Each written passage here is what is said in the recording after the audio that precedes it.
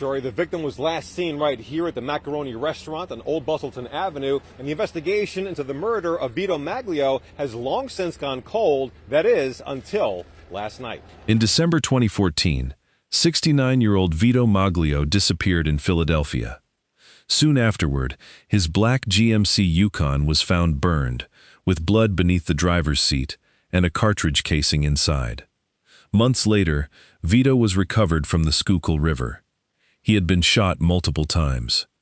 The investigation went cold for nearly 12 years. Then, in August 2026, detectives made an arrest, and investigators say the turning point wasn't necessarily new evidence. Much of what mattered had apparently been sitting in the case file for years. So what changed? For more carefully researched cold cases where the evidence still matters, subscribe to Archive Without Answers. To understand what changed, we need to go back to the evening Vito disappeared. By then, he had recently retired after years working as a mechanic, owning gas stations, and operating the Napoli Association Social Club in Philadelphia. He was a father of 6, and he and his wife, Maria, had been married for decades. On the evening of December 14th, he was in the area of Old Bustleton Avenue in northeast Philadelphia. One of the places he regularly visited was Macaroni's Restaurant Lounge, a restaurant owned by 2 of his nephews. He was driving his black GMC Yukon. Vito never returned home. His family reported him missing, and almost immediately, the disappearance produced a piece of evidence that made an ordinary missing person explanation difficult to sustain. On December 16th, Vito's Yukon was discovered miles from where he had last been seen, in East Germantown. Investigators determined that the vehicle had been deliberately set on fire. Inside, they recovered a cartridge casing and found blood beneath the driver's seat. Vito was still missing. That created 2 urgent questions at once. Where had he gone after leaving northeast Philadelphia? And if something violent had happened inside or around his SUV, where had that violence actually begun? For more than 3 months, investigators still didn't have the answer. Then, on March 27, 2015, police responded to the Schuylkill River near the East Falls Bridge after a body was spotted in the water. It was Vito. His pacemaker helped authorities establish his identity, and the medical examiner determined that he had died from multiple gunshot wounds. His death was ruled a homicide. At that point, the investigation changed completely. It also inherited a serious problem. Homicide detectives had not taken control of the case when Vito first disappeared because, at that stage, detectives were dealing with a missing person. By the time his body was recovered and the homicide unit inherited the investigation, more than 3 months had passed. They had a victim. They had a burned vehicle. They had blood and a cartridge casing. What they did not have was the place where Vito had actually been killed. Detective Gregory Santamala later explained just how difficult that made the investigation. Records associated with Vito's phone showed activity across several different parts of Philadelphia that night, including Frankford, Northern Liberties, the Northeast, and Germantown. Instead of narrowing the search to one obvious location, the phone information widened it. Detectives returned to the area where the Yukon had been found, looking for something that might have survived the passage of time, particularly surveillance footage that could help reconstruct how the vehicle arrived there. They found no useful camera evidence. Police developed a theory that Vito may have been targeted for a robbery, but a theory still had to connect a person to the vehicle, Vito's movements, and ultimately his death. And the physical geography made that harder. Vito disappeared in northeast Philadelphia. His SUV surfaced in East Germantown, and his body was recovered from the river at East Falls. In March 2016, investigators made another move. Police searched an abandoned property in Frankford in connection with Vito's killing. The search showed that the investigation was still active, but it did not produce an immediate arrest. There was forensic evidence to consider as well. The criminal complaint later described suspected bloodstain samples containing Vito's DNA and a second profile that was unidentified at the time. That sounds potentially significant, but current public information does not say that profile was ever matched to Murat. The 2026 arrest has not been presented as a DNA breakthrough. Meanwhile, Witness information was developing.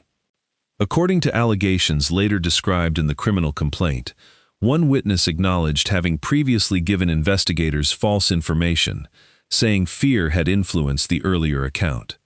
The witness then made a far more serious claim, that they had seen a woman set Vito's SUV on fire. The witness also described seeing blood on the woman's sneakers and a small handgun. The same witness reportedly claimed the woman had described a robbery that had gone wrong. According to that account, the woman and a man connected to her each blamed the other for the shooting.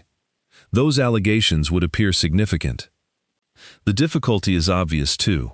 A witness admitting that an earlier account was false gives investigators a reason to examine the later story carefully, not simply accept it. At that point, would you have treated the 2016 witness account as a breakthrough, or as too compromised without stronger evidence? Whatever investigators concluded at the time, no murder charge followed. The investigation remained unresolved. Santamala eventually retired in 2022, and the case continued to sit without an arrest. Then, during the summer of 2026, the file landed with detectives Joseph Kremen and Robert Daly.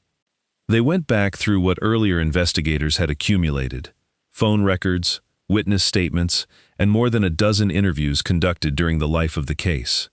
And this is where the reason for the nearly 12-year delay becomes particularly important.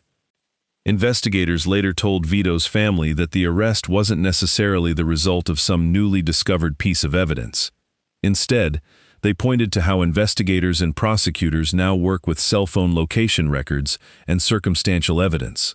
Material that had existed for years was being reconsidered together, using experience developed in cases built from those kinds of records. And that review brought detectives back to a woman who had already appeared in the investigation years earlier. Her name was Melanie Murat. Murat was 30 when she was arrested in 2026.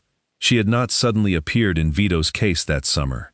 According to reporting on the criminal complaint, police had interviewed her as far back as February 2015, before Vito's body had even been recovered.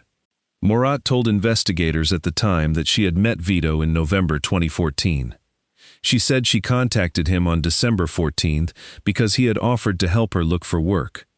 Investigators would later focus more closely on telephone activity from the night Vito vanished. According to allegations contained in the complaint, there had been repeated contact involving Murat and Vito that night. Investigators also allege that a prepaid phone obtained by Murat's boyfriend was used by Murat to repeatedly contact Vito. The complaint contains other allegations that investigators apparently considered alongside those records. Police say one of Vito's phones was used after his disappearance to communicate with his family.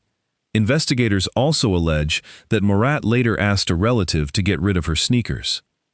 Taken together, prosecutors clearly considered those details significant. But phone contacts alone don't prove murder, and the witness evidence carries credibility questions of its own. Whether those pieces form a reliable case is now something the court process will have to test. On August 4, 2026, Philadelphia police arrested Murat at her East Frankfort home. She was taken into custody without incident. She was subsequently charged with murder, robbery, arson, criminal conspiracy, and firearms offenses. She was denied bail. Murat has not been convicted and is presumed innocent. As of August 8, she had not entered a plea and was represented by the Defender Association of Philadelphia. Her preliminary hearing was scheduled for August 24. That distinction matters especially here because the arrest has answered one question while leaving several others open. So what actually changed after nearly 12 years? Based on what investigators have said publicly, there was no announced new DNA match that suddenly identified Vito's killer. Instead, detectives revisited evidence already gathered over the years, particularly cell phone information and witness statements, and prosecutors ultimately concluded that the combined case was sufficient to support charges. In other words, the development wasn't simply the discovery of another clue. It was a new assessment of what the existing clues could establish when considered together. And even now, there are gaps. Police have never publicly established exactly where Vito was killed. The identity of the person who fired the fatal shots has not been proven in court. The second DNA profile reported from the evidence has not publicly been identified as belonging to Murat. Investigators have said more than one person may have been involved, and reporting indicates that one other suspected participant has since died. No second living person has been publicly charged in Vito's killing. There is also the question of motive. Investigators have long considered robbery as an explanation, and the current allegations include robbery charges. But a suspected robbery and a legally proven motive are not the same thing. That is why the August 2026 arrest changes Vito Maglio's case without turning it into a finished story. For almost 12 years, his family lived with a homicide that had evidence, witnesses, and investigative leads, yet no one standing before a court to answer for it. His family has described the arrest as bittersweet and expressed gratitude that detectives returned to the case instead of allowing it to disappear into an old file. Now, for the first time in more than a decade, that old evidence is moving into a courtroom. The next question is whether it can withstand scrutiny there, and whether the process will finally establish what happened to Vito after he drove away that December evening.